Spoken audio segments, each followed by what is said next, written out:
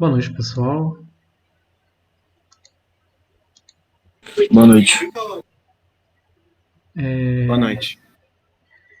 Então, o assunto da aula de hoje vai ser como pesquisar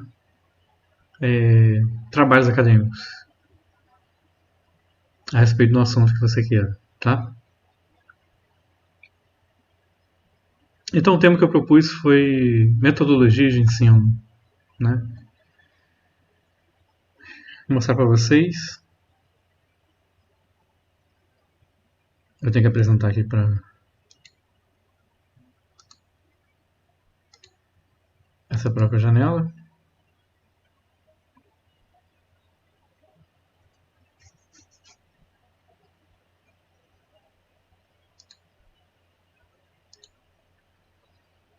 Ok, vamos lá. Metodologia de ensino. O que eu posso fazer? Eu posso chegar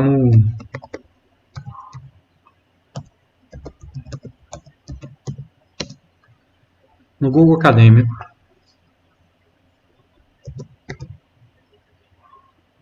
Metodologia de ensino ou de aprendizagem. Metodologia de ensino e educação física.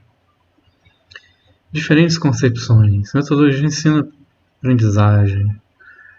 Abordagem sobre a percepção dos alunos. Aí que vai aparecendo aqui, né, no Google Acadêmico, vários trabalhos. Alguns são artigos, alguns são livros. Vamos fazer o seguinte, metodologia de ensino, até falando de física, de educação física, na verdade, aqui, vamos matemática. Os jogos como metodologia de ensino à matemática. Ensinou a matemática em sala de aula através da resolução de problemas. Ensina matemática por meio da modelagem matemática. Como ensinar matemática hoje? Isso parece interessante, mas hoje já não é hoje. Hoje é 89. Calma aí, alguém falou alguma coisa.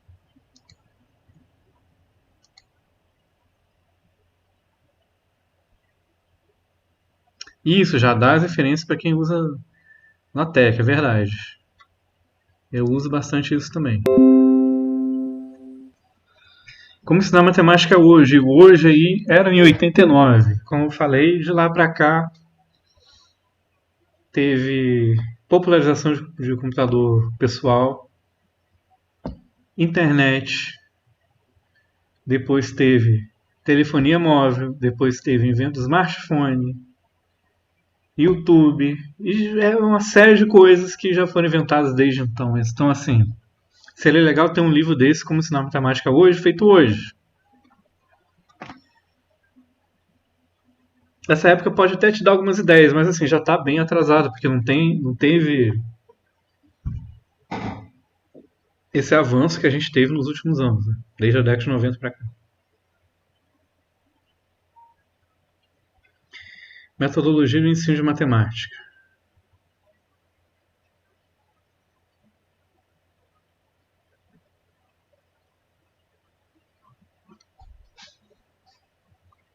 Vamos ver, isso aqui é um livro, né? Não é que eu quero mostrar, não é um livro que eu quero mostrar, mas enfim.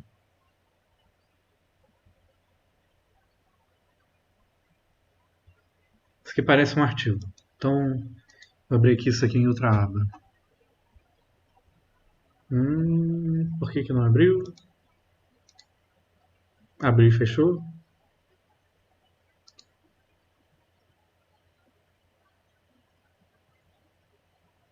Tá com problema? Você tá com problema, meu filho? Todos esses anos nessa indústria vital.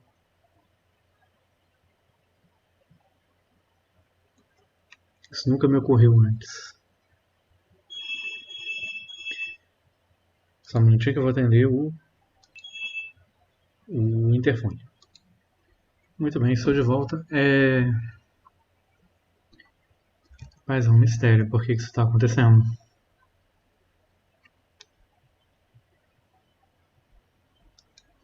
Pode ser isso aqui também. Vamos lá.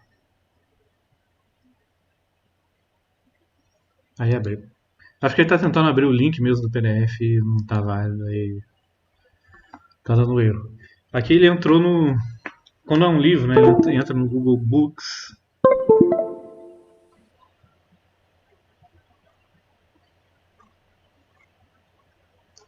Metodologia do ensino de matemática. Teoria da aprendizagem de matemática.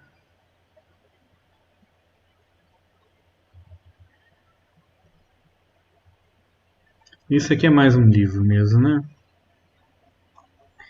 E aí, até interessante ver depois, mas eu queria falar mesmo era sobre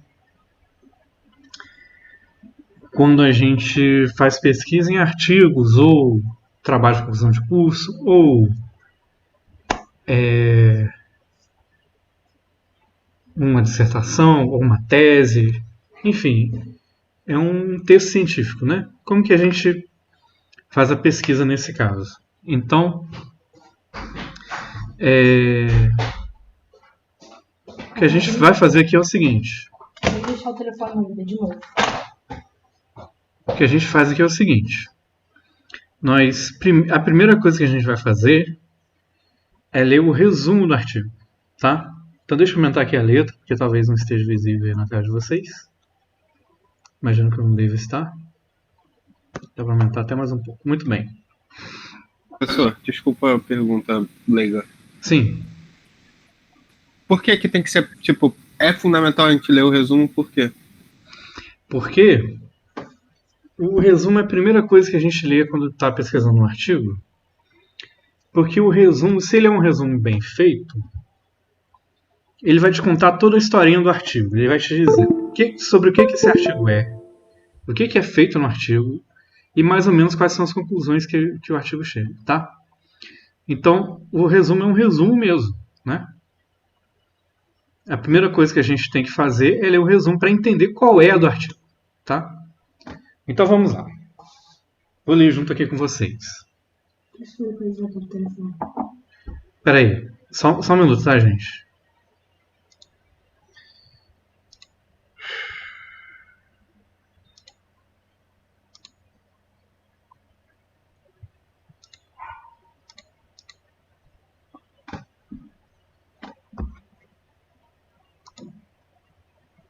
Oi, pessoal. Então,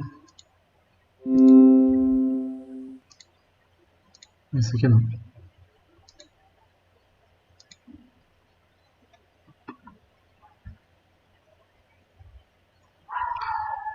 Vamos lá, vamos ler o resumo aqui do artigo. Professor, desculpa a pergunta, mas você vai gravar essa aula? Está sendo gravado. Tá sendo gravada? Uhum. Tá suave, beleza, obrigado. No artigo são apresentados os resultados do Índice de Desenvolvimento da Educação Básica, IDEB, e do Program for International Student Assessment, está escrito errado aí, PISA, que levam a uma reflexão referente às metodologias de ensino utilizadas e os resultados alcançados.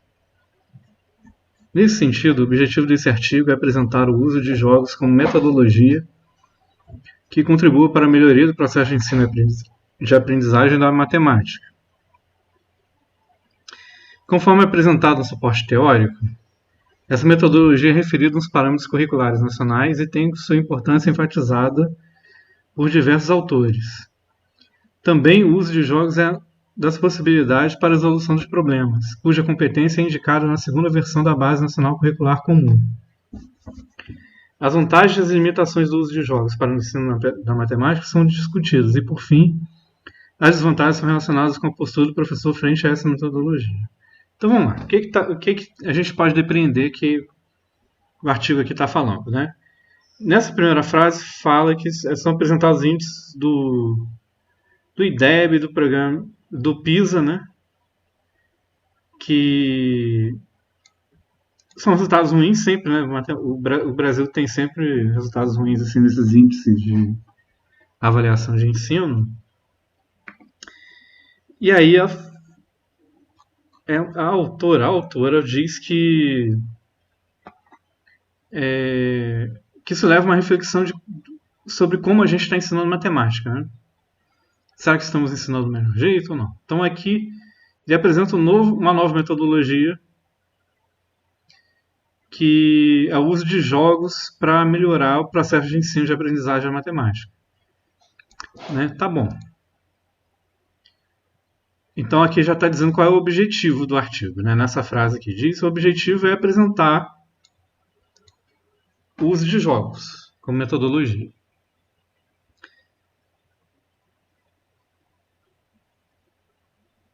Aqui só fala que essa metodologia ela é referida aos parâmetros curriculares nacionais, tem sua importância em enfatizar diversos autores, então isso quer dizer que ela fez a lição de casa e pesquisou outros trabalhos falando sobre isso, falando sobre o uso de jogos no ensino. E o uso de jogos é uma das possibilidades para a resolução de problemas. Não entendi exatamente o que ela quer dizer com essa frase. São resolução de exercícios? É isso? De exemplos para você ensinar coisas? Cuja competência é indicada na segunda versão da base curricular comum. Competência do quê? Está dizendo que o uso de jogos é competente? Eu não entendi exatamente muito bem essa frase. Eu acho que competência está relacionado a o que se especifica na BNCC, por exemplo. A BNCC ela vai dar, acho que 10 competências gerais.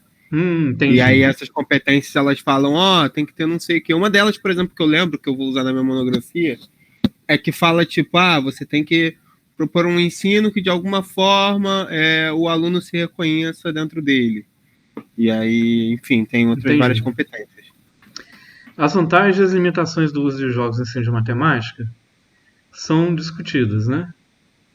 Então, e por fim, que é a conclusão do artigo, as desvantagens são relacionadas, aliás, isso já deve estar nas conclusões, né?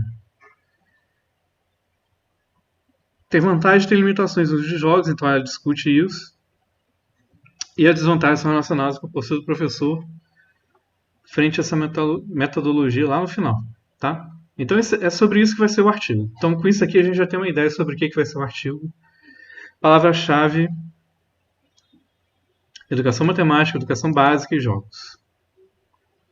Não diz nada muito além do que a gente já conhece. Então a segunda coisa que a gente vai ler vai ser a introdução do artigo.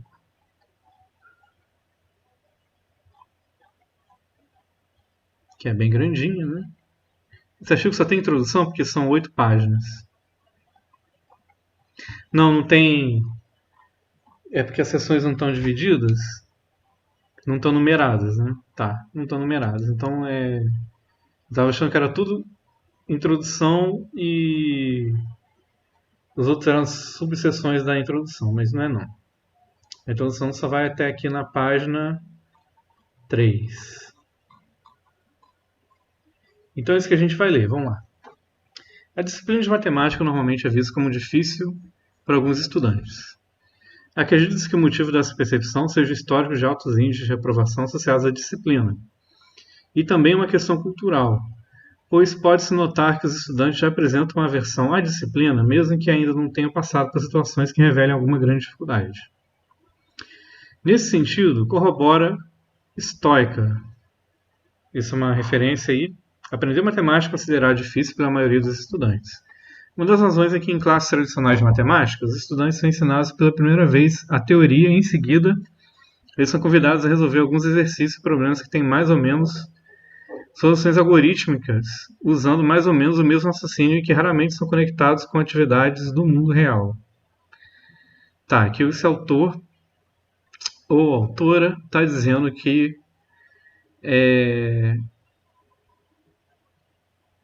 o motivo do porquê do ensino de matemática considerar difícil. Vamos seguir, porque o objetivo não é ficar focando muito no tema mesmo, só mais dar uma passada na introdução. Então vamos lá. A realidade de muitas salas de aula ainda é um ensino de matemática fragmentado e descontextualizado, que prioriza a mecanização, a memorização e a abstração, distanciando-se de um aprendizado significativo, que propicia aos estudantes reflexão e análise de situações concretas ou mesmo relacionadas com o mundo real. Nesse sentido, os parâmetros curriculares nacionais enfatizam: o ensino de matemática prestará sua contribuição à medida que forem exploradas metodologias que priorizem a criação de estratégias, a comprovação, a justificativa, a argumentação, o espírito crítico e favoreça a criatividade, o trabalho coletivo, a iniciativa pessoal e autonomia advindo do desenvolvimento de confiança na própria capacidade de conhecer e enfrentar desafios. Tá. Retratando ainda essa realidade, pode-se citar os resultados de desempenho dos estudantes analisados pelo Índice de Desenvolvimento de Educação Básica, IDEB, criado com o intuito de reunir em um único índice conceitos de fluxo escolar e o desempenho nas avaliações. SAEB, Prova Brasil. Quadro 1 apresenta os resultados obtidos nos últimos anos, bem como as metas para os anos finais do ensino fundamental. Então, foi aqui, 2005, 3,5, depois 3,8. É de 2 em 2 anos, né? Depois 4, 4,1, 4,2, 4,5. Tem melhorado, né? Mas abaixo da meta. Calma aí. Abaixo da meta, não.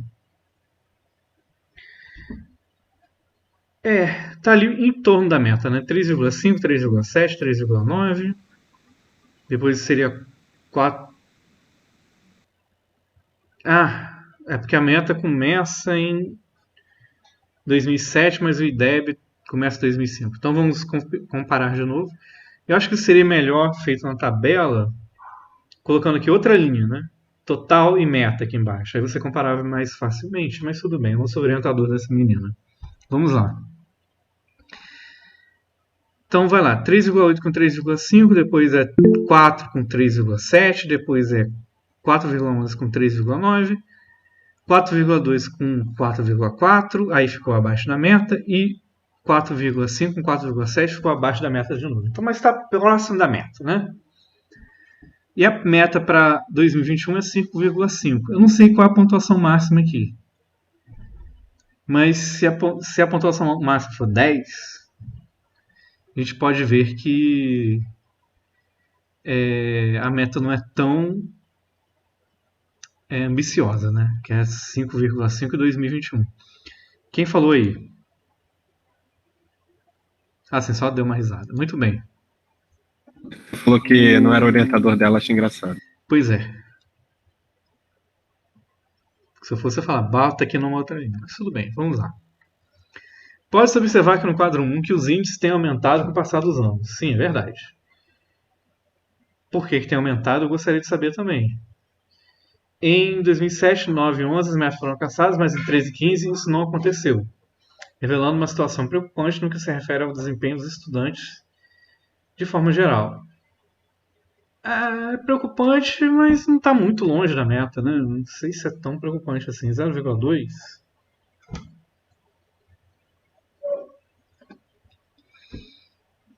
Eu diria para ter atenção, mas ser preocupante é um pouco forte. Mas vamos seguir. Resultados mais específicos relacionados com a aprendizagem matemática podem ser observados a partir do PISA, Program for International Student Assessment, tem um T aqui.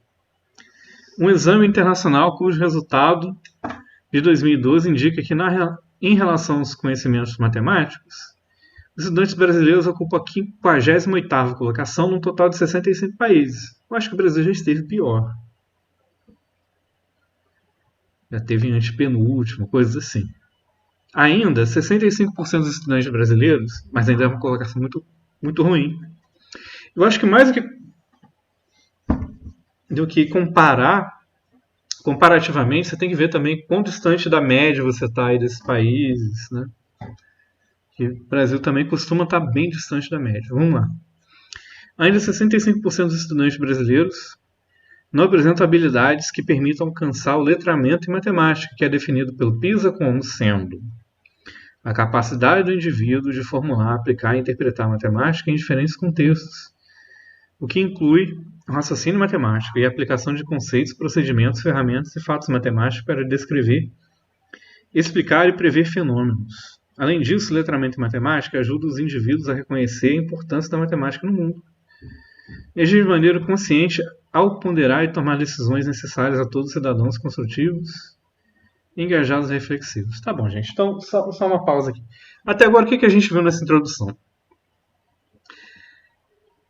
Ela realmente está introduzindo o assunto, ou seja, está dando uma motivação do porquê que ela está escrevendo esse trabalho, né? Está apresentando qual é o problema. Oi? Eu acho que na introdução dá para falar sobre muita coisa, né? A motivação do trabalho, Dá. o objetivo, a justificativa, Exatamente. como ele vai ser feito, a metodologia. Acho bem legal. Exatamente. Não é como resumo, né? Mas é tipo, falar como o trabalho funciona, eu acho. É isso aí. Quais são. Show. E até agora que ela foi dando um background aí, né?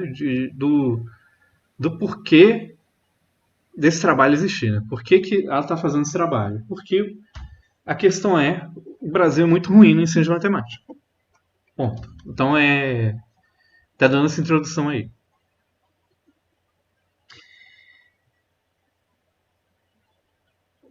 Pois é, eu acho que, por exemplo, aqui para mim é mais preocupante o IDEB observar ser 4,2.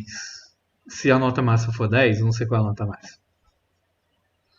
Depois a gente acessa o link aqui, senão vamos perder muito tempo. Mas imagino que seja 10. Então, o IDEB em 2005, gente, era 3,5. Pelo amor de Deus. De 10. Eu imagino que seja 10. Isso é muito pouco. Isso é preocupante. Tá? Em 2015 ainda está 4,5, é preocupante. Tá 0,2 abaixo da meta não é tão preocupante. Para mim. Opinião pessoal também. E aí você vê que o Brasil tá mal no PISA, tá mal em tudo que é avaliação do ensino de matemática, do ensino em geral, mas matemática em particular no Brasil. É preocupante porque os índices não são bons. Então vamos lá. Na perspectiva de contribuir com a mudança de cenário, no sentido de melhoria para o processo de ensino de aprendizagem matemática, busca-se por metodologias de ensino que realmente sejam significativas para os estudantes, que os envolvam no processo de construção do conhecimento, onde seja possível ao aluno estabelecer um sistema de relações entre a prática vivenciada e a construção e estruturação do vivido, produzindo conhecimento. Ok. Nesse contexto, surgem tendências relacionadas com diferentes abordagens para o ensino de matemática. Dentre elas, a etnomatemática, a modelagem, a resolução de problemas, as tecnologias de informação e comunicação, educação matemática crítica, uso de materiais e jogos didáticos. Tá. Neste trabalho, foca-se no uso de jogos como metodologia que contribua para a melhoria do processo de ensino de matemática, de aprendizagem da matemática. Conforme ressalta Grando, conforme ressalta Grando. A busca por um ensino que considere o aluno como sujeito do processo, que seja significativo para o aluno, que lhe proporcione um ambiente favorável à imaginação, a criação, a reflexão, tem um espaço aqui, também se eu fosse orientador não deixava passar isso. Enfim, a construção que lhe possibilite um prazer em aprender, não pelo utilitarismo, mas pela investigação, ação e participação coletiva de um todo, que constitui uma sociedade crítica e atuante. Estava com um defeito na barra de espaço do teclado. E leva-nos a propor uma inserção do jogo no ambiente educacional de forma a conferir de novo, sem espaço, a esse ensino espaços lúdicos de aprendizagem. Tá bom. Na sequência, discute-se a definição de jogo como um recurso de aprendizagem, suas limitações, potencialidades e o papel do professor como mediador do processo. Tá bom. Então aqui é o seguinte. A introdução geralmente diz isso. Qual é a motivação do trabalho? Em que consiste o trabalho, tá? E geralmente no finalzinho da introdução tem dizendo assim: esse trabalho é dividido de tal forma. No capítulo tal a gente faz tal coisa. No capítulo outro a gente fala sobre tal outra coisa, entendeu?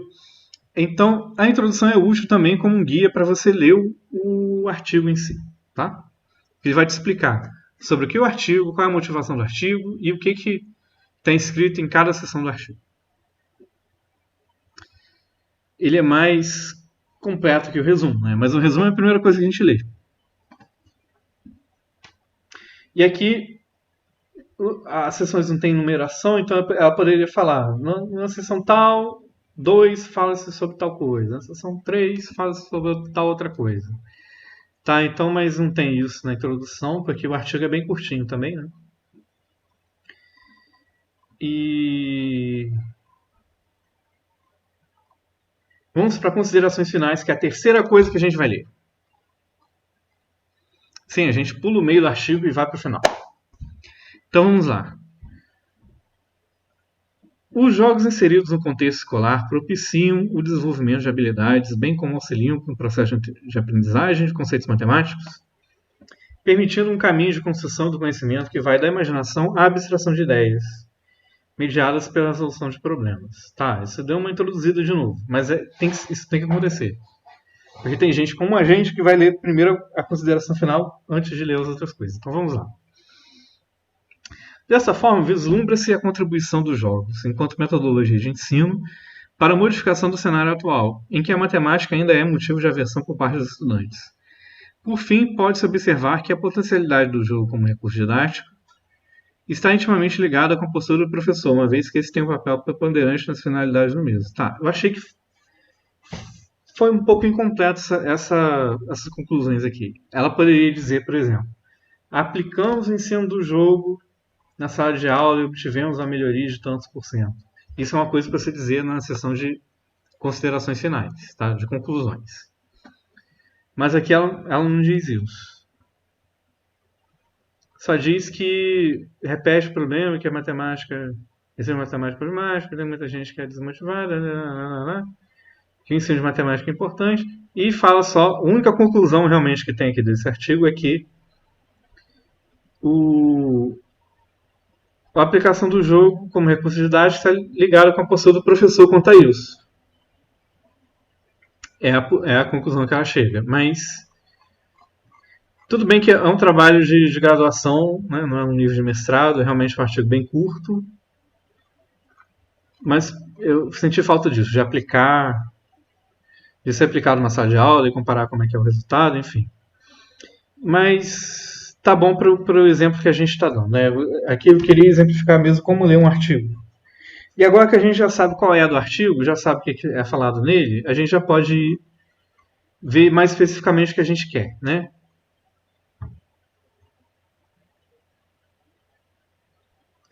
Então, aqui, por exemplo, essa seção aqui, o que é falado aqui? É falado do jogo como metodologia de ensino, então ela vai discutir aqui, eu não vou ler isso aqui não, mas vai discutir aqui o que vários autores falam, como que o jogo pode ser aplicado como metodologia de ensino, e vai falar aqui, já vi aqui por alto que o BNCC, do que é falado no BNCC, etc, etc, etc. Então aqui vem dando uma justificativa do porquê que o jogo pode ser aplicado como metodologia de ensino, e aqui quais são as vantagens e limitações. Eu acho isso aqui mais interessante de ler. Tem aqui algumas vantagens, como fixação de conceitos, introdução e desenvolvimento de conceitos, difíceis de compreensão, desenvolvimento de estratégia de resolução de problemas. A pessoa tem que é desafiada, tem que aprender, né? Aprender a tomar decisões e saber avaliá-las. Significação para conceitos aparentemente incompreensíveis, porque realmente você vê ali uma aplicação, você tem que resolver, e aí as coisas passam a ter significado. Relacionamento das diferentes disciplinas. O jogo requer a participação ativa do aluno na construção do seu próprio conhecimento e favorece a socialização entre os alunos, porque vai passar um trabalho em grupo. A utilização dos jogos é um fator de motivação para os alunos. Isso é verdade. Dentre as outras coisas, o jogo favorece o desenvolvimento de criatividade, senso crítico, participação da competição sadia, da observação das várias formas de usar a linguagem, do resgate de prazer em aprender. As atividades com jogos podem ser utilizadas para reforçar ou recuperar atividades que os alunos necessitem.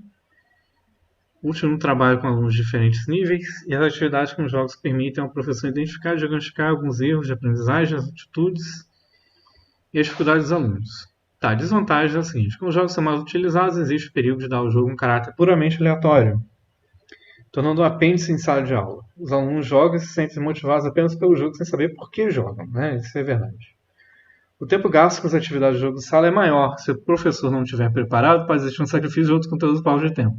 Isso aqui foi que a gente falou na última aula. Teve um aluno, não lembro qual foi o aluno, eu estou aprendendo ainda o nome de vocês, mas que chamou a atenção para isso, que realmente tem várias metodologias de ensino que são interessantes.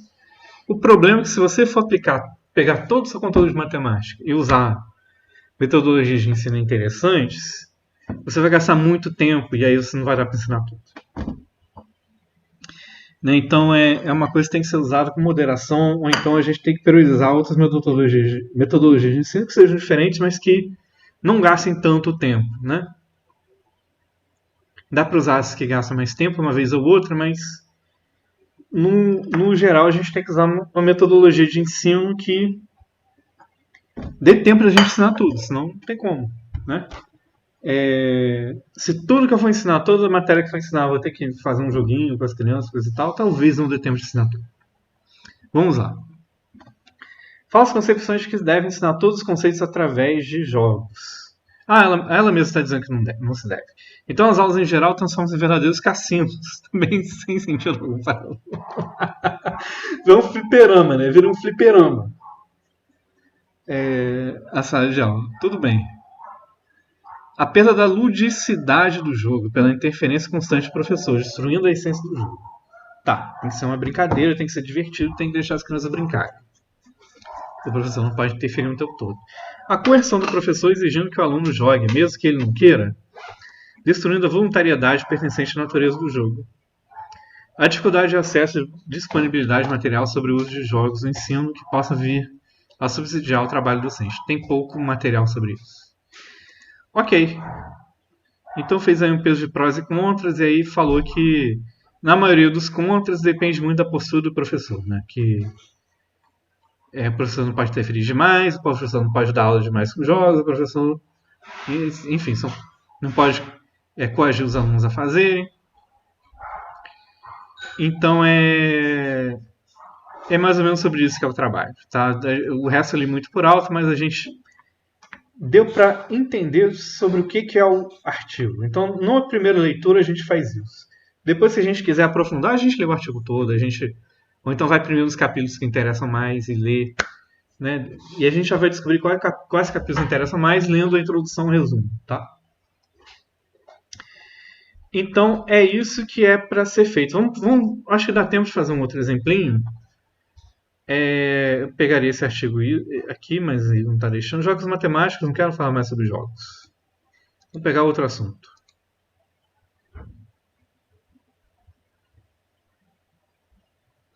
Isso aqui é um livro?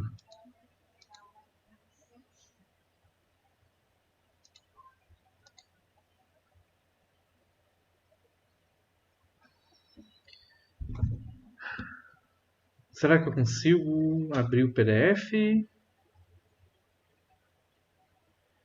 Download do arquivo, consigo. Vamos lá. O que é isso aqui? É um orientador? Então algum trabalho de conclusão de alguma coisa. Deixa eu aumentar aí para vocês verem, né? Vamos lá. E em Rio Claro. Já fui a Rio Claro. Tem lá uma Torre Eiffel. Uma mini Torre Eiffel.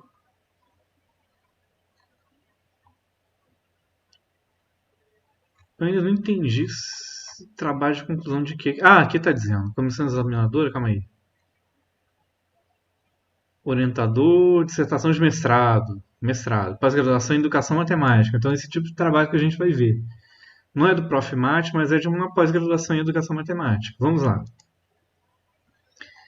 Agradecimentos, agradece muita gente. Vamos lá, resumo. Essa pesquisa é fruto de muitas indagações sobre matemática financeira ensinada na escola, dentre as quais destacamos. 1. Será que os alunos gostariam de adquirir conhecimento sobre matemática financeira? 2. Como os professores abordam esse tema de estudo?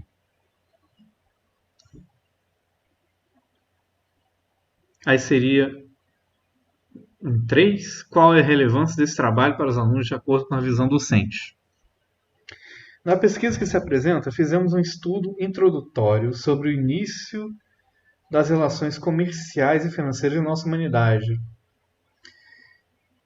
E procuramos abordar alguns aspectos sobre a história dessas relações em nosso país. Tá.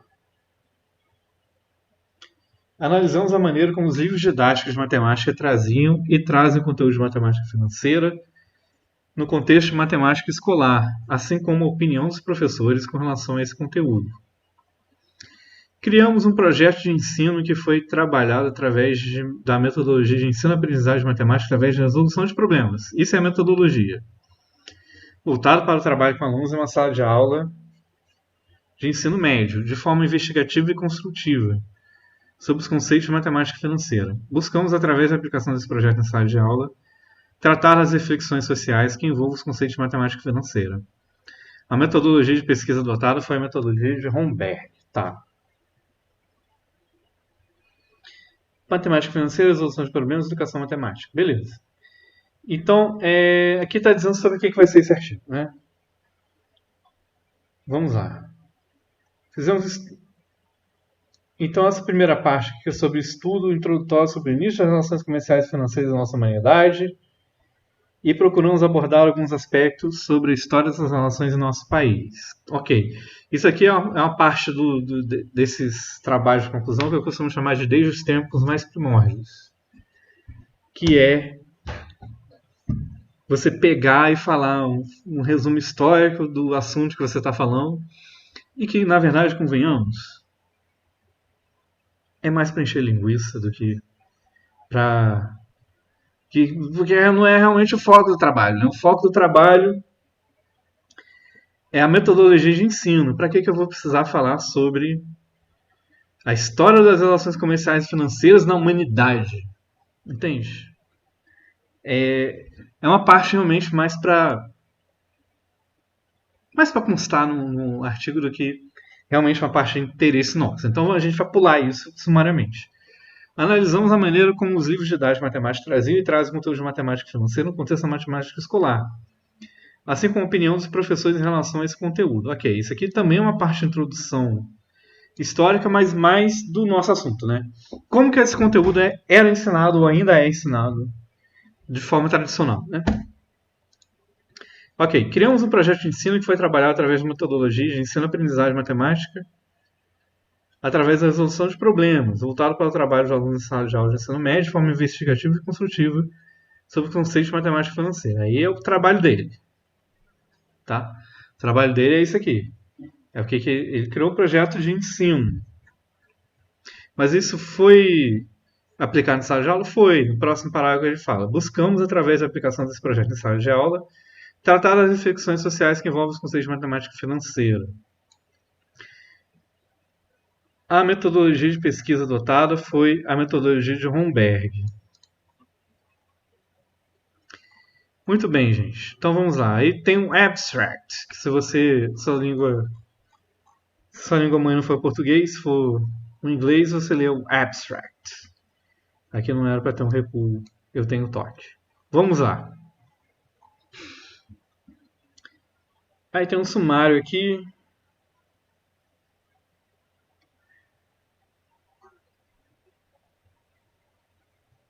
Engraçado que aqui ele fala da trajetória pessoal do aluno num capítulo à parte. Porque na última aula a gente fez uma pesquisa ao vivo, né? E teve um aluno que pegou uma introdução que o cara falava a história dele na introdução. Acontece. Então vamos lá. Vamos ver a introdução, parece que tem umas 5 páginas.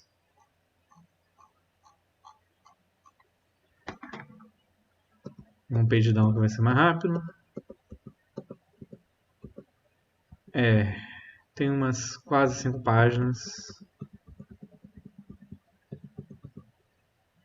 Vamos ver, né? Não vamos fugir da raia, não. Mas tem que ler mais rápido. Então vamos lá. Essa pesquisa é fruto de muitas reflexões sobre o tema matemática financeira e sobre a forma como esse tema está envolvido na vida das pessoas. Pensando nisso e com base em nossa experiência pessoal e profissional, começamos a refletir se possivelmente seria necessário trabalhar com um enfoque diferenciado sobre o conteúdo matemática financeira presente no decorrer do ensino médio. Ok.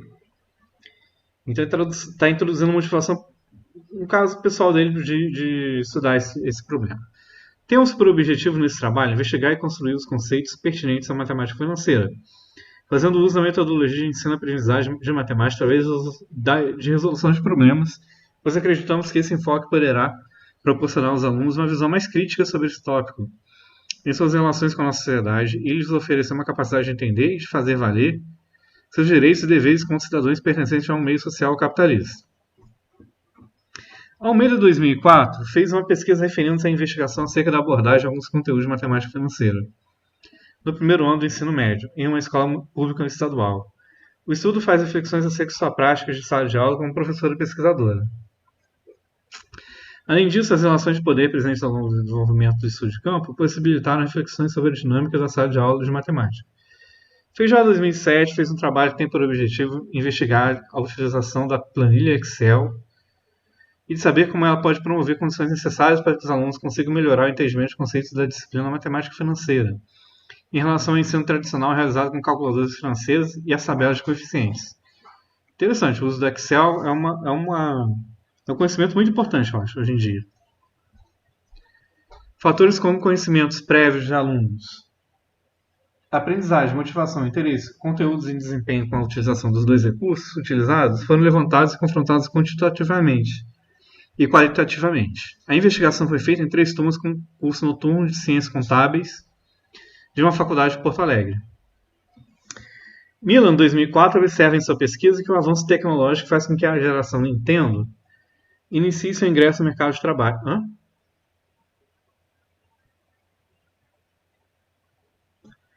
Acho que essa frase ficou incompleta, né? Sendo assim, é necessário que se pense em um sistema de educação que incorpore a tecnologia e a informática em atividades escolares para enfrentar e atender à rapidez e agilidade que o trabalho requer.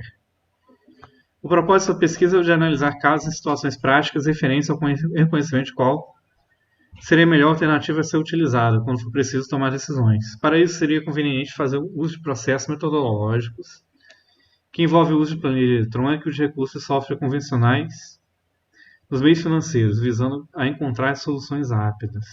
Ficou um pouco assim jogado essa parte. Vou fazer aqui um pouco de crítica. Ele foi falando assim: a fonte bibliográfica tal fala tal coisa, a outra fala tal coisa, a outra fala tal coisa. Acho que faltou conectar o trabalho dele, por que ele está citando isso. Mas vamos ver se ele vai falar sobre isso. Ainda bem que não ficou só falando isso, né? Foram só 3 casos, se fosse assim a introdução toda. Eu ia falar, isso não tinha que estar na introdução, isso tinha que estar numa sessão de revisão bibliográfica, alguma coisa assim. Mas vamos lá. Nossa pesquisa em conjunto com essas citadas vem colaborar com o tema matemática financeira. Porém, é diferente delas. Agora sim, agora está fazendo o trabalho dele. Beleza.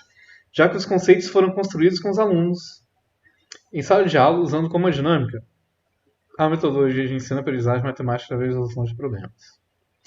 A metodologia de pesquisa, por nós adotada, foi a metodologia de Romberg.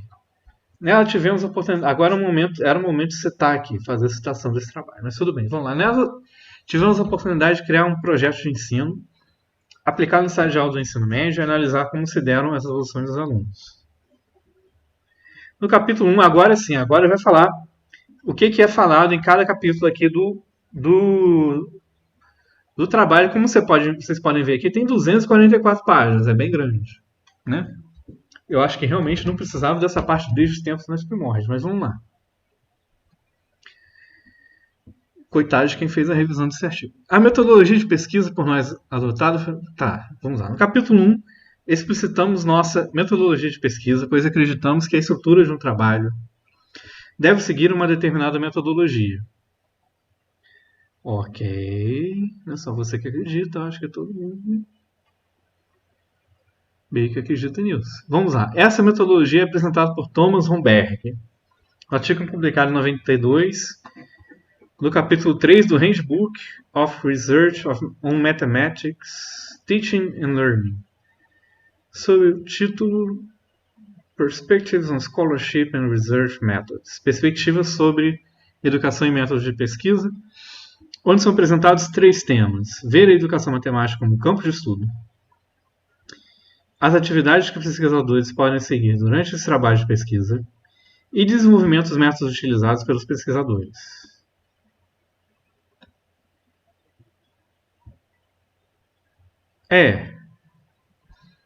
Eu também vejo a educação matemática como campo de estudo, porque é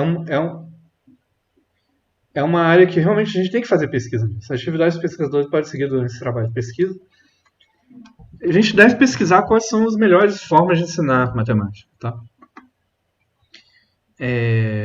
Se existe uma melhor forma, como conseguiria equilibrar essa questão de você ensinar de uma forma mais interessante, mas num tempo razoável? É realmente um campo de pesquisa. Vamos lá. Definindo nossa pesquisa como pesquisa-ação, já que imaginamos os alunos envolvidos nesse trabalho em sala de aula, no esquema de dizer e fazer, entre aspas, por algum motivo, durante o processo da resolução de problemas. No capítulo 2, esse capítulo deveria estar em C maiúsculo, mas vamos lá.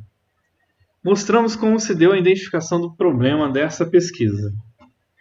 Iniciamos com a trajetória pessoal do pesquisador, já que o problema em questão está relacionado diretamente à sua vida escolar e acadêmica. Criamos dentro da metodologia de Romberg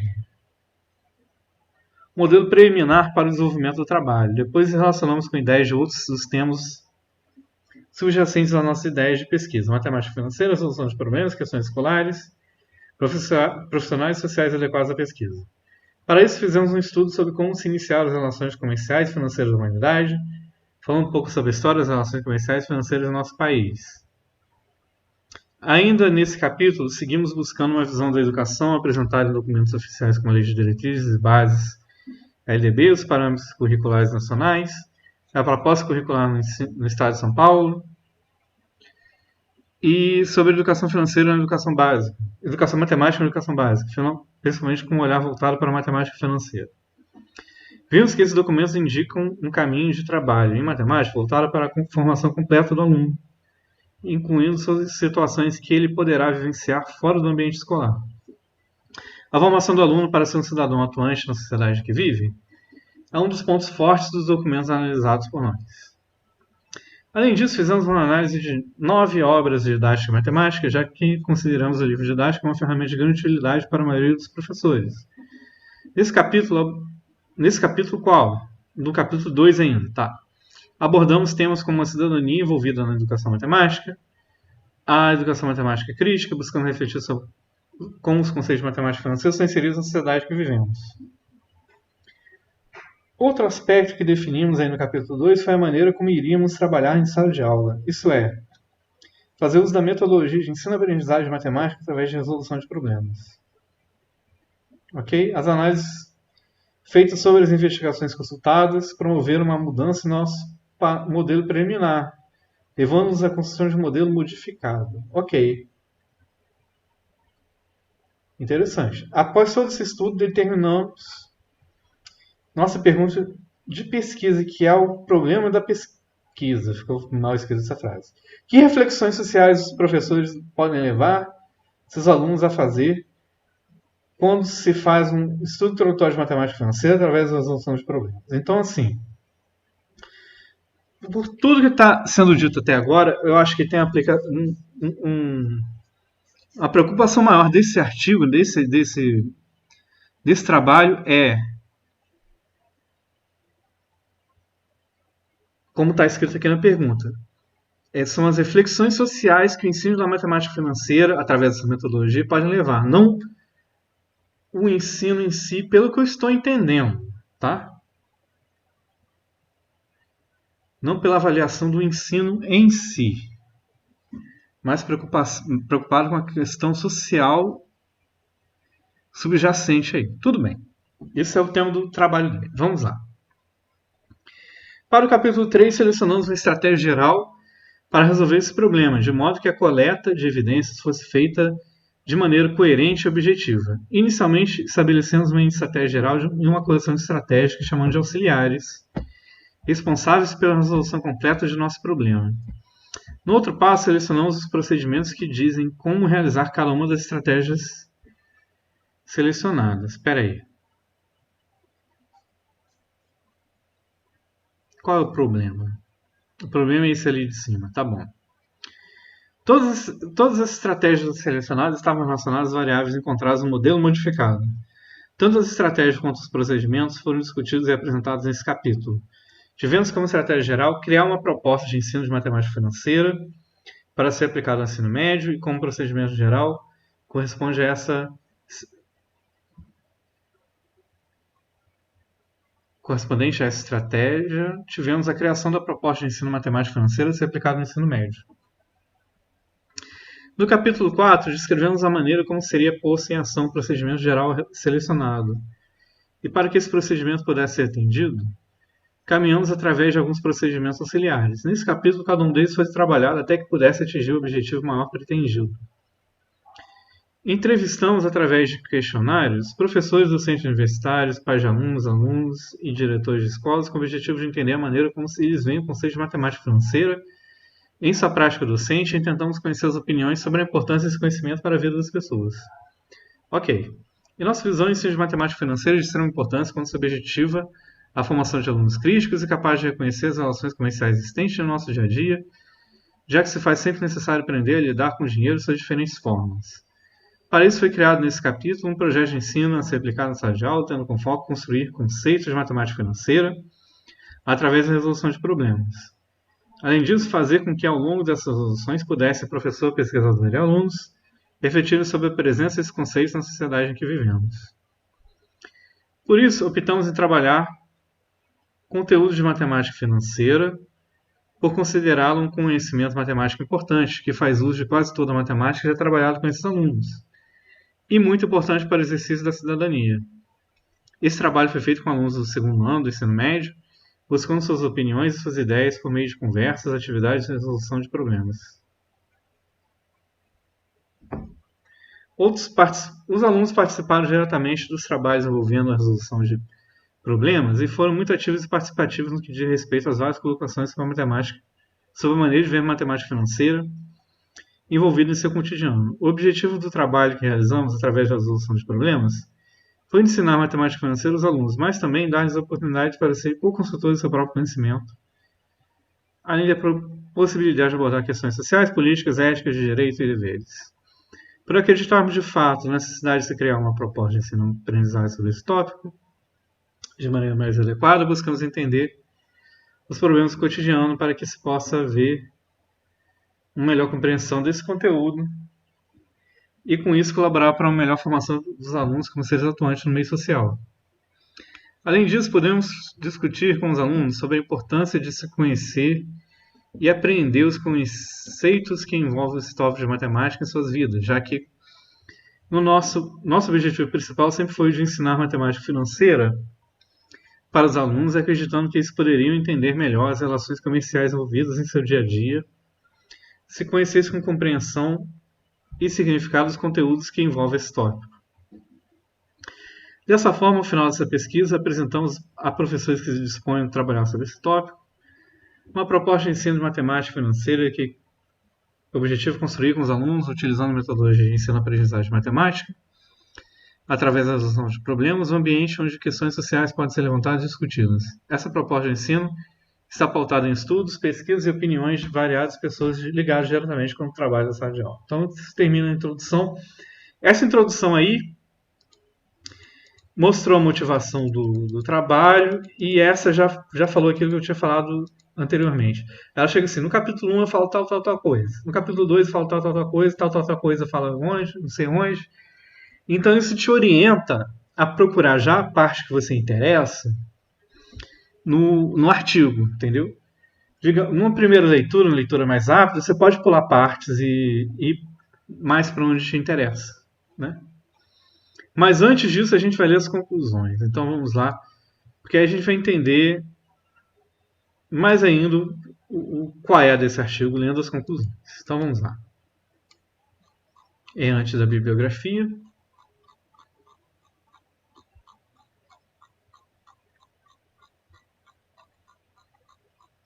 Mais 5 páginas de conclusões. Meu Deus do céu, é muita citação. Isso não é conclusão, né? 10 páginas de conclusão, meu Deus do céu. Não vai dar tempo de ler tudo, mas vamos ler muito rapidamente aqui. Vou ler muito por alto. Aqui já falo que já falou o que ia fazer. Eu quero ver mesmo as conclusões que o trabalho chegou. Vamos lá. Atividades e ideias.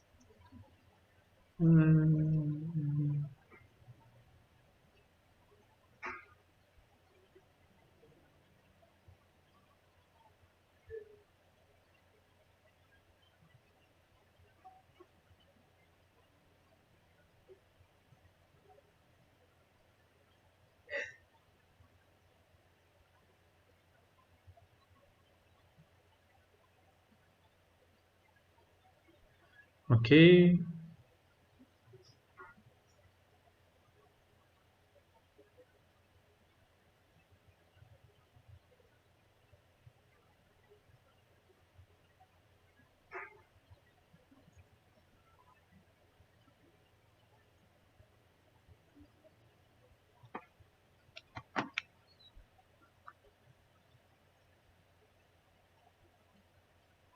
Está falando aqui alguns depoimentos de alunos e professores sobre ensino de matemática financeira.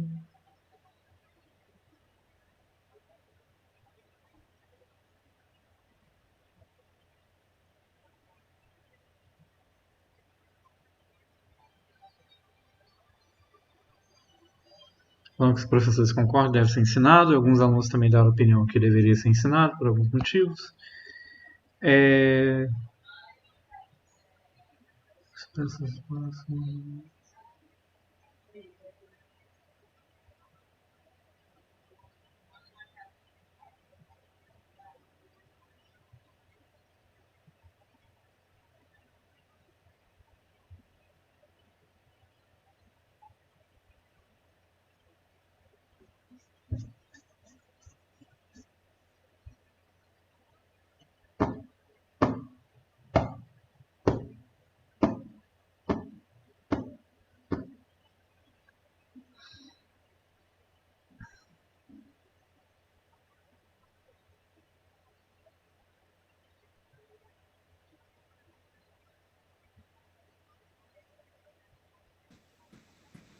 Mas, professor, no início da aula, você tinha dito que, tipo, a gente ia pesquisar sobre outras metodologias. Isso. Mas, por exemplo, fazer a utilização de aplicativos, etc., também são outras metodologias. Né? Mas o que eu quero que vocês façam é esse tipo de pesquisa aqui. Você lê um artigo. Tá.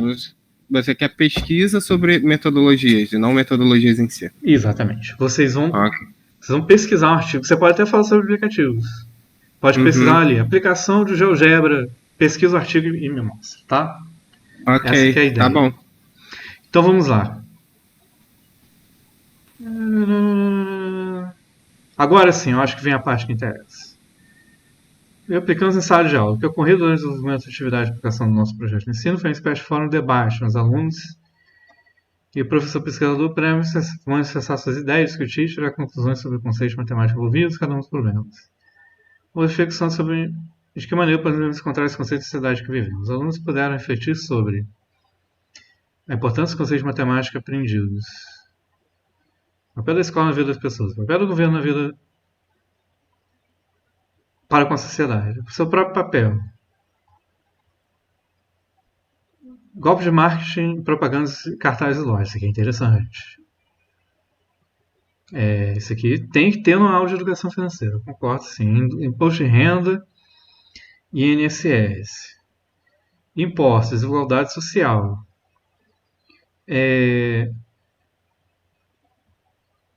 Refletir criticamente sobre meios sociais inseridos. Teve esses debates aí sobre esses tópicos e assim.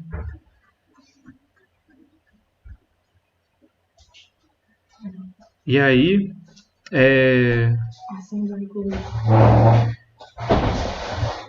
o que acontece... Só um minutinho, tá, gente? Muito bem. É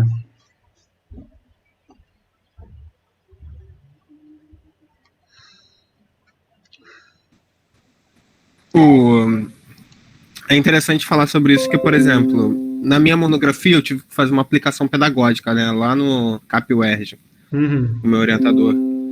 Aí eu utilizei um storytelling. Eu gosto bastante desse tema. Entendi. Aí a gente fez uma narrativa, foi 9 páginas, a gente contou a história de alguém que ficou endividado. Aí era o Cleiton Pitágoras o nome do personagem. Tá escrito lá na minha monografia, Cleiton Pitágoras o nome do personagem.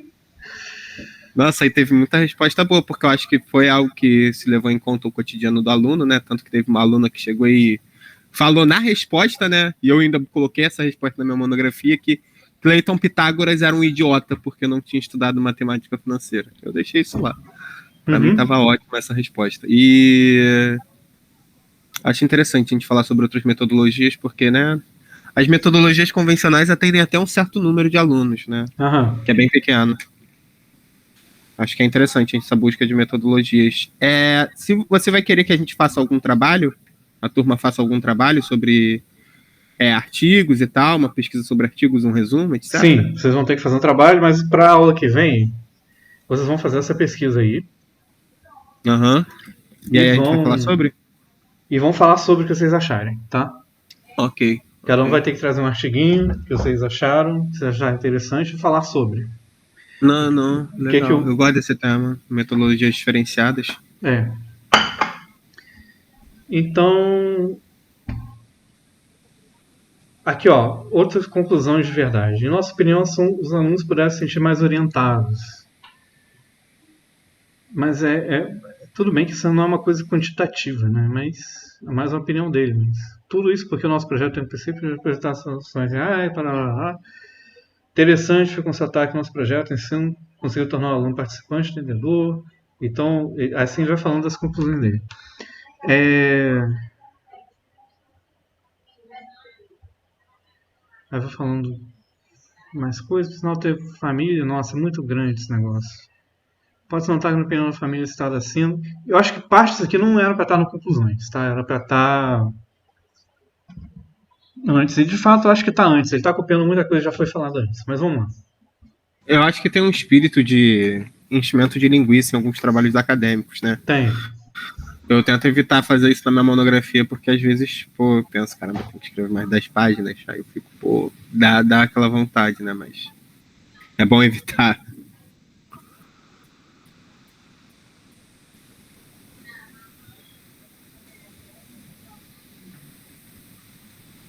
O programa escolar.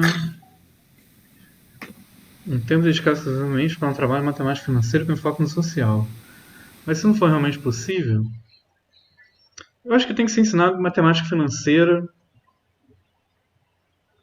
Tem que falar dessas questões aí, mas tem que também ensinar o aluno a não só não cair nessas furadas de empréstimo, né, e ficar num círculo de cartão de dever, cartão de crédito e tal. É exatamente o que aconteceu com Clayton Pitágoras. Ele teve um problema com um determinado empréstimo. Mas aprender também a investir, né? Pegar uma parte do seu dinheiro, investir e ir juntando dinheiro.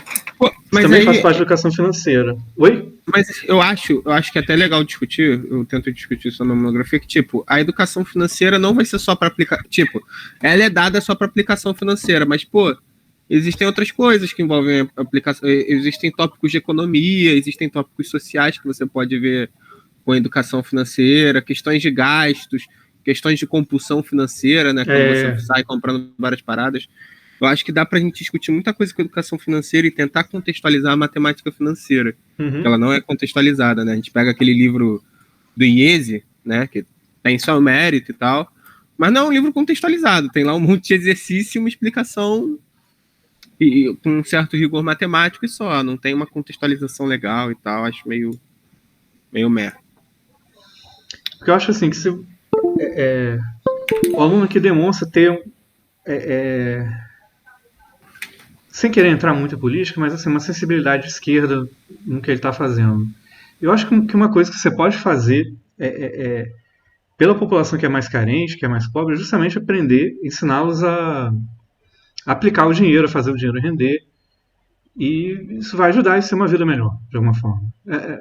Eu sou mais prático nesse sentido. Mas enfim. Porque não é só não entrar em dívida, mas você também pega, aplica um dinheiro. Concordo. Isso. Não, entrando em tópicos políticos dá até para falar sobre desigualdade social, né? Falar sobre inflação, né? Como ela rende nos preços e tal. Como é que isso verifica o PIB. Eu fiz uma aplicação no Scratch, fiz só uma aplicação no Scratch bem bobinha, né? Para conseguir fazer. Era um trabalho do curso de Scratch que eu tô fazendo. Eu gosto muito de Scratch. Aí eu faço, né? Eu faço a taxa de variação do preço que a pessoa acha que tá com um preço comparado com o encarte do Guanabara de 2002, 20 anos atrás.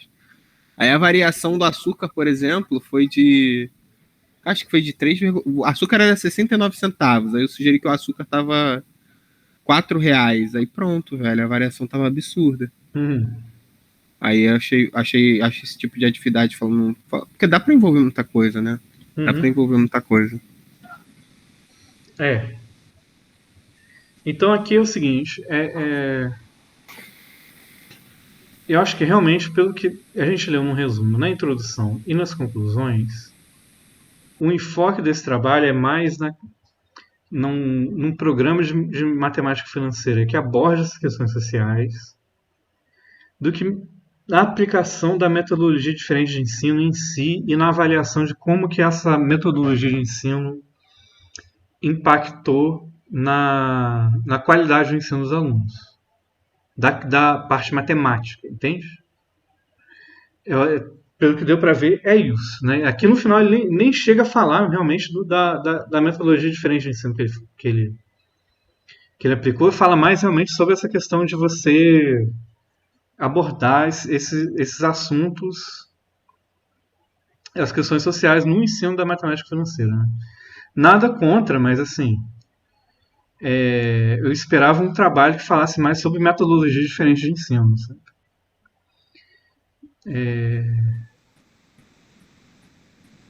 Mas enfim, aí com isso a gente leu boa parte, a gente entendeu qual era o trabalho, né? De repente até fala um pouco sobre essa metodologia de ensino diferente, mas não é um enfoque verdadeiro.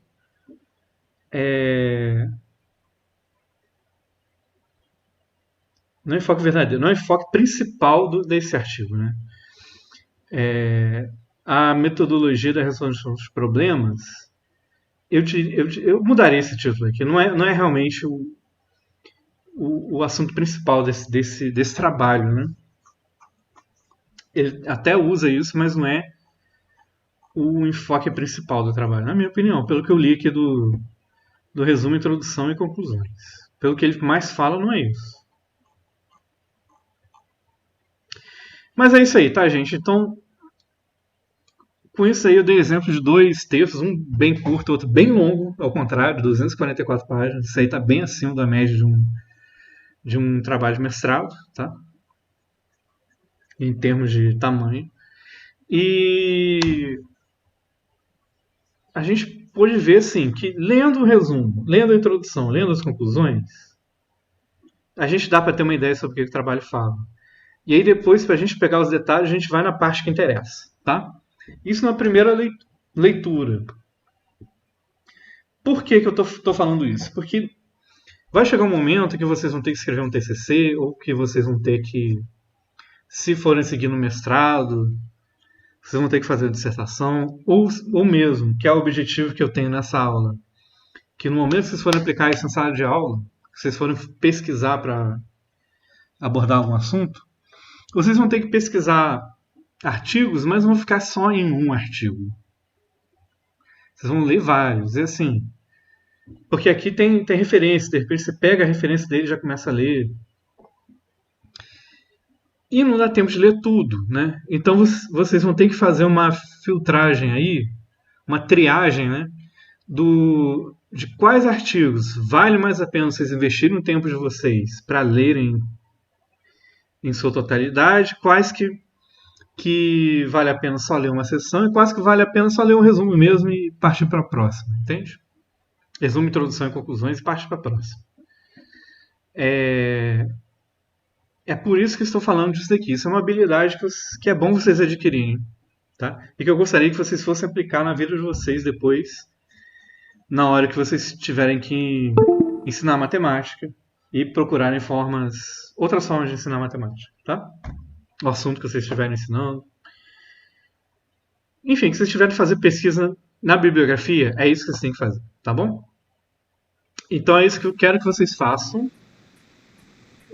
para a próxima aula. Vocês vão ter que pesquisar um artigo sobre que aborde metodologias de ensino de matemática, tá? De alguma forma. A próxima aula vai ser presencial, professor? A próxima aula é uma incógnita, porque essa semana minha esposa faria o procedimento, mas só que não foi feito porque faltou bolsa de sangue, né? O Hemocentro não mandou bolsa suficiente para poder fazer o procedimento. Uhum. Então vai ficar para a semana que vem. Mas na semana que vem eu vou estar no Rio. Tá. Mas se ela for realmente fazer, porque a gente não sabe se vai ter sangue também na semana que vem. Se ela realmente for fazer, a gente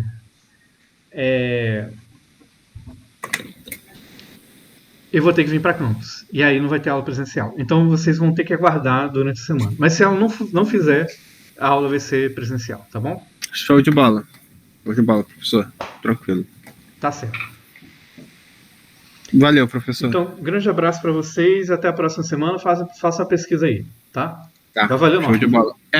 Avisa no Telegram, porque no momento só tem eu aqui no Meet. Tá.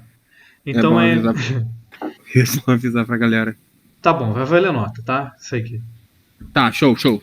Beleza. Valeu. Tchau. Tchau.